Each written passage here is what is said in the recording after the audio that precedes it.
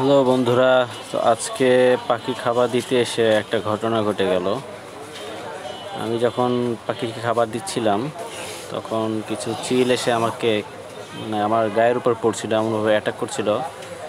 আমি ভাবছিলাম হয়তো পাখিগুলোকে চিলগুলো খেতে যাচ্ছে। তারপরে বুঝতে পারলাম যে না, আসলে কাহিনী অন্য। আমার আমার বারান্দাটা খোলা, বারান্দার পাশে একটা জায়গায় একটা চিল আহত অবস্থায় পড়েছিল।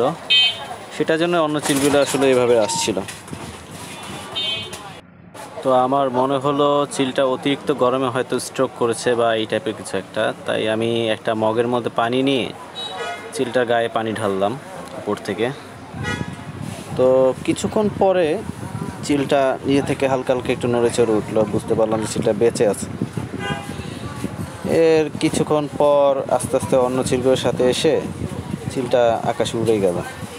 তো সেই ভিডিওগুলি আসলে করে রাখা হয়নি, চিলটাকে পানি দেওয়ার জন্য ব্যস্ত ছিলাম। করে রাখতে পারলে ভালো হতো। তো আমার এই এক্সপিরিয়েন্সটা আপনাদের সাথে শেয়ার করলাম। ভালো থাকবেন।